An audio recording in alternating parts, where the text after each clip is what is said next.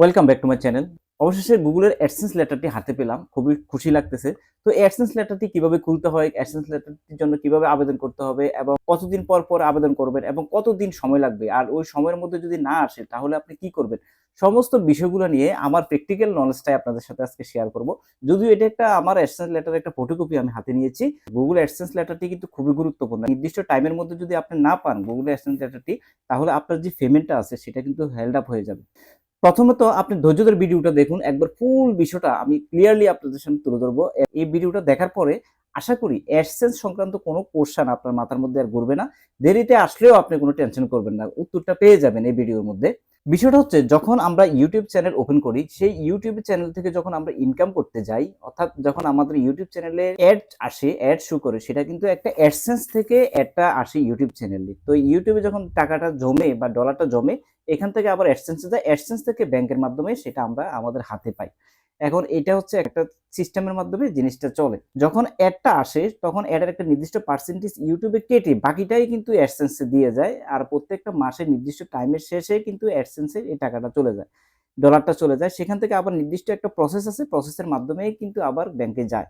তো বিষয়টা হচ্ছে একটা ইউটিউব চ্যানেল যখন আমাদের ১,০০০ সাবস্ক্রাইব এবং ৪,০০০ ঘন্টা ওয়াচ টাইম ৩৬৫ দিনের মধ্যে কমপ্লিট হয় অথবা শর্টসের ক্ষেত্রে যদি ১০ মিলিয়ন ভিউজ আপনি ৩ মাসের মধ্যে পেয়ে যান, তাহলে আপনি ইউটিউবের সেটআপটা পাবেন। অর্থাৎ ইউটিউব থেকে আপনাকে রিভিউ হবে। ৩ স্টেপে আপনার এখানে কাজ হবে। প্রথমে আপনি টার্মস অ্যান্ড কন্ডিশন গুলো মেনে নিবেন। তারপরে আপনি একটা অ্যাডসেন্স অ্যাকাউন্ট যদি আপনি খুলে না থাকেন, তাহলে একটা অ্যাডসেন্স অ্যাকাউন্ট ওইভাবে আবেদন করে কিন্তু ইউটিউবে খুলে দিবে আপনাকে ওইভাবে আবেদন করলে। তো একজন ব্যক্তি কিন্তু একটাই অ্যাডসেন্স অ্যাকাউন্ট খুলতে পারে। আর অ্যাডসেন্স অ্যাকাউন্টটা এতই গুরুত্বপূর্ণ যে আপনি যে জিমেইলের আন্ডারে অ্যাডসেন্স অ্যাকাউন্টটা রাখবেন সেই জিমেইলটা কিন্তু 2 স্টেপ ভেরিফিকেশন রাখতে হবে। যাতে ওই জিমেইলটা সেফ থাকে। কারণ ইউটিউব কেউ হ্যাক করতে যায় তাহলে কিন্তু অবশ্যই আপনার জিমেইলটাকে আগে হ্যাক করতে হবে। সেজন্য অ্যাডসেন্স অ্যাকাউন্টটা খুবই গুরুত্বপূর্ণ। 2 স্টেপ ভেরিফিকেশন করা একটা জিমেইলের মধ্যে আপনার অ্যাডসেন্স অ্যাকাউন্টটাকে রাখতে হবে।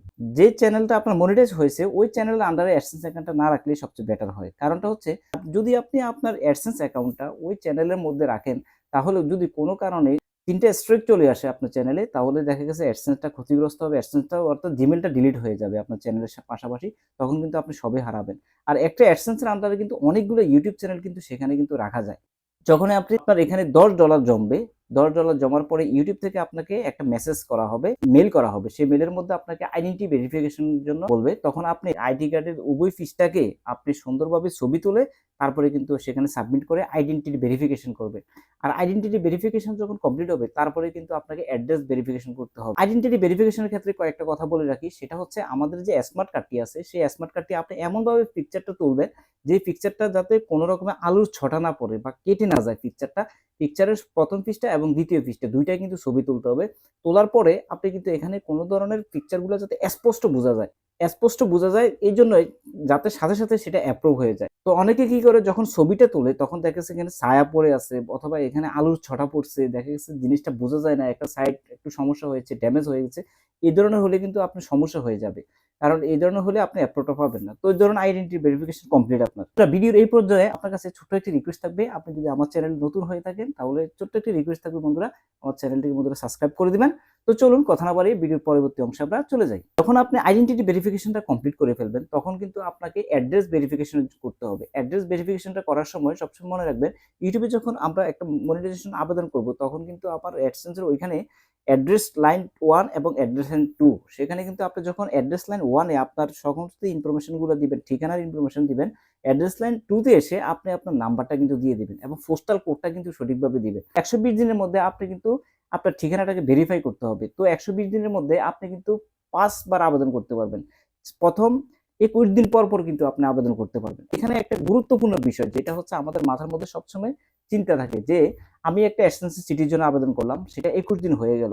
এখন আমি যদি আরেকটা এসএনসি সিটির জন্য আবেদন করি তাহলে আমার পরের যে এসএনসি সিটিটা আবেদন করার পর যদি প্রথম সিটিটা আসে তাহলে কি আমি ওইটা দিয়ে কি আইডেন্টিটি ভেরিফিকেশন করতে পারবো? হ্যাঁ, আপনি করতে পারবেন। কারণ যখন আপনি ২১ দিন পর এই এসএনসি সিটির জন্য আবেদন করবেন, প্রত্যেকটা পিন কিন্তু সেম থাকবে ভিতরে। যেকোনো একটা সিটি হাতে আসলে আইডেন্টিটি ভেরিফিকেশনটা করতে পারবেন। এবং আপনি যদি আইডেন্টিটি ভেরিফিকেশন 21 দিনের মধ্যে আপনি করতে না পারেন এবং দেখা গেছে আপনি 4 মাসের মধ্যে করতে না পারেন, আপনি এই আইডেন্টিটি ভেরিফিকেশন না করেন, অন্য উপায়ে কিন্তু আপনি ভেরিফাই করতে পারবেন। সেটা হচ্ছে ট্রাভেল শুট একটা অপশন আছে, সেটার মাধ্যমে আবার আপনি আইডি কার্ডের উভয় পৃষ্ঠাকে এখানে আপলোড করে আপনি কিন্তু ভেরিফাই করতে পারবেন। তবে বিষয়টা হচ্ছে যখন আপনি 21 দিন পর পরে কিন্তু আপনি আবেদনটা করে রাখবেন। কারণটা হচ্ছে প্রথমবার একটা আবেদন করবেন, আবার 21 দিন পরে আবেদন করবেন, এভাবে কিন্তু আপনার 120 দিনের মধ্যে কিন্তু এই রি-আবেদন অর্থাৎ প্রথমটার পরে কিন্তু আবার 4টা আবেদন করা যায়। এই 4টা আবেদনে কিন্তু 21 দিন পরে পরে মোটামুটি প্রায় 100 দিনের মতন হয়ে যায়। তখন আপনার হাতে থাকবে কিছু সময় দিন, তখনই আপনি কিন্তু ওই কাজটা করে ফেলবেন। যদি আপনার 4 মাস বা 120 দিন ওভার হয়ে যায়, যে অ্যাড আসে এই অ্যাড শোটা বন্ধ হয়ে যাবে, একটা সাময়িকের জন্য স্টপ হয়ে যাবে অ্যাডটা।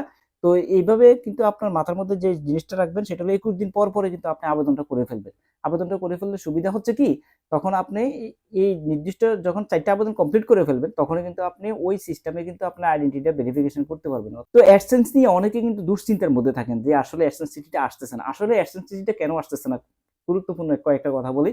যেমন আমাদের যে সিটিগুলা, সেই সিটিগুলা যখন আমরা আবেদন করি, আবেদন করার পর ইউটিউব থেকে একটা মেইল দিয়ে দেয় যে আপনার সিটিটা পাঠিয়েছি এই ঠিকানায়। তখন আমরা প্রিপেয়ার হতে থাকি যে 21 দিনের মধ্যে হয়তো এটা চলে আসবে। কিন্তু আসলে দেখেন আমাদের চিঠিগুলা কিন্তু এয়ারে আসতে পারে অথবা শিপে আসতে পারে। বেশিরভাগই শিপে আসে। যার কারণে আমাদের চিঠিটা হাতে আসতে মূলত 21 দিন না 2 মাসও লেগে যেতে পারে। আমার এই চিঠিটা হাতে আসতে প্রায় 2 মাসের উপরে লেগে গেছে। তো চিন্তা করুন আমি কিন্তু খুবই টেনশনে কেন পাচ্ছি না এই নিয়ে অনেক ভিডিও কিন্তু আমি দেখেছি। অনেক টেনশনে ছিলাম যে আসলে কিভাবে কি করব? যদি হাতে না পাই শেষ পর্যন্ত কি করব?